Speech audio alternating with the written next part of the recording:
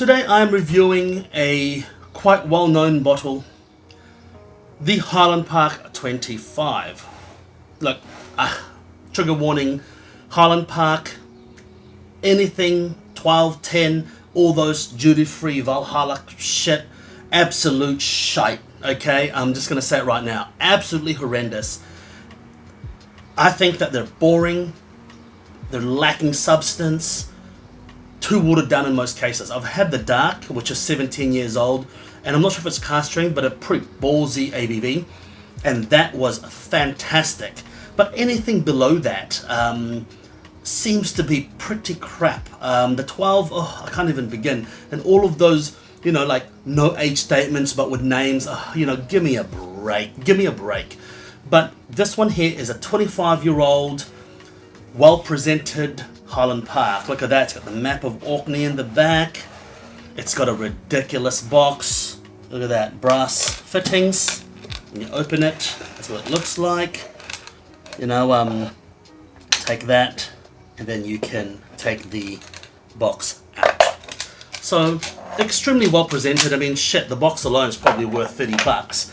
But, you know, usually I would say discount the bottle, don't give us the box, but actually, you know what? Recently, presentation and the general package has really been adding to my experience. So, you know, there's something about a well-presented whiskey that just makes me a little bit moist.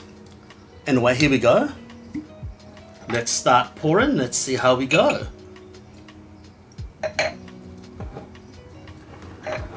Let's get nosing. Oh. Now look, I don't know what cask it is, I don't really care. I've stopped caring about the casks so much unless if it's a particular specific combination I'm chasing, okay? So I'm not here to try and guess the cask, but I'm hazarding a guess that it is going to be a bourbon and sherry type of blend, a single malt blend here.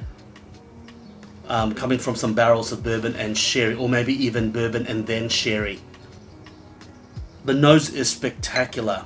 Absolutely fucking delicious.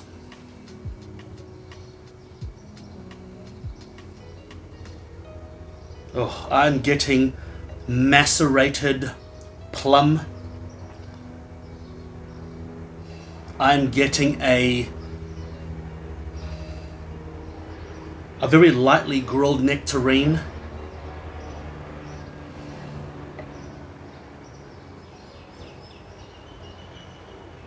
Black pepper, candied ginger,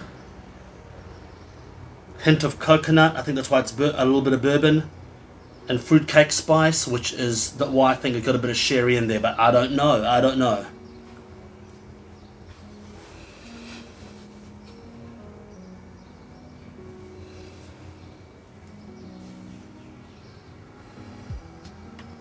It's got a hint of smoke, not much.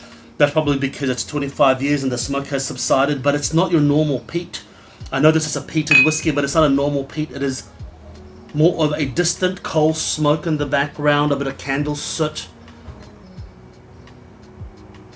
It's got a glassiness to it as well. It's got like a burnt, hot glass smell to it as well.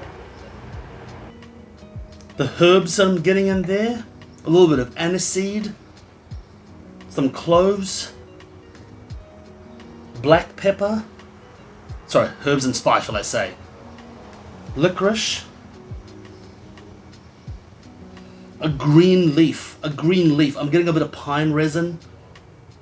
Wow, the nose is phenomenal, the nose is complex, the nose is delicious, absolutely compelling. Oh man, that is delicious, delicious nose.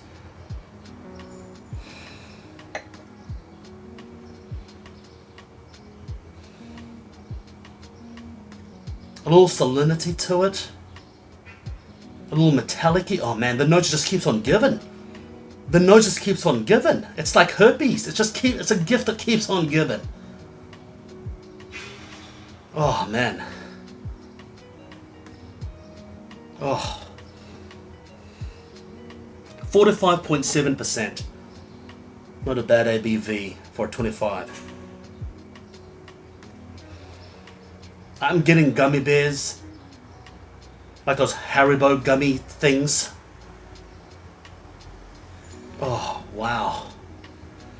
Apricot jam. Oh, man. A hint of orange marmalade. Holy crap, this nose just keeps on giving. It's evolving with every sniff, with every snort. It is evolving. Let's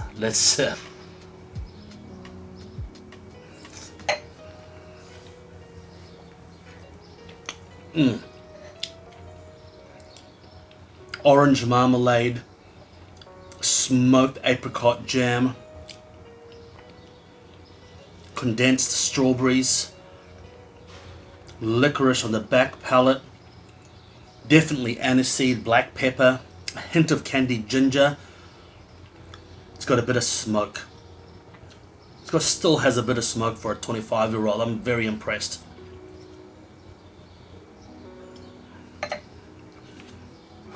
I just want to thank Lloyd for this, for the opportunity to review this. And because it's from Lloyd, I'm going to pour a little bit more. Thank you, Lloyd, motherfucker.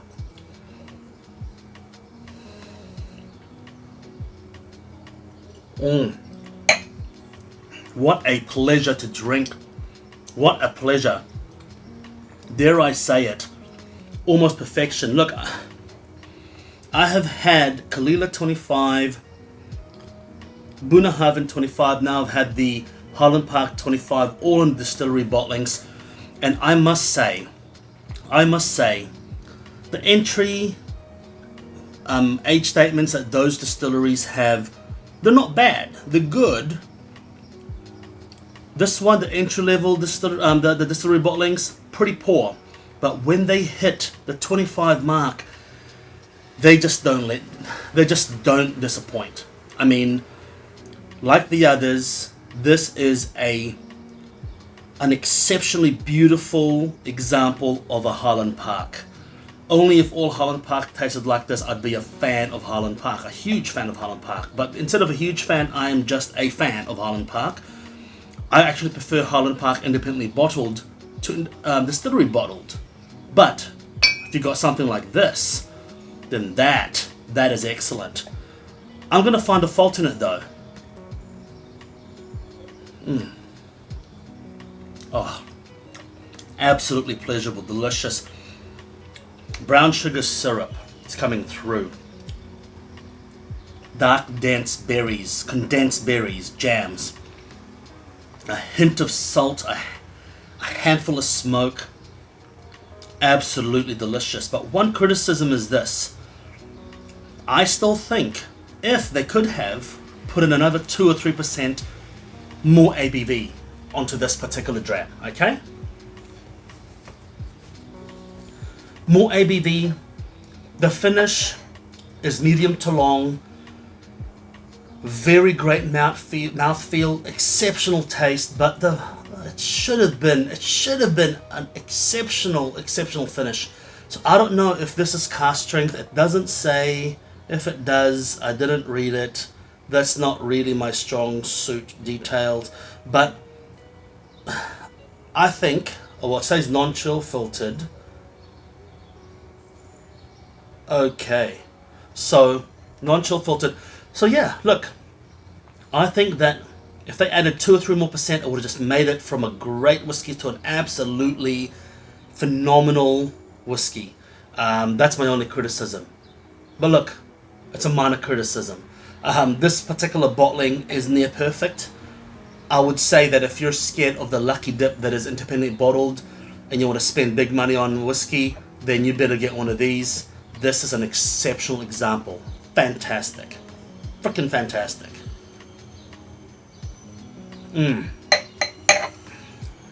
Wow. Perfectly balanced. And I hate that word. But perfectly balanced without compromising flavor, texture, palate, mouthfeel. Except for the finish is a little bit compromised with the ABV. But I recommend you This is a recommend for me right now. Buy it. Absolutely awesome.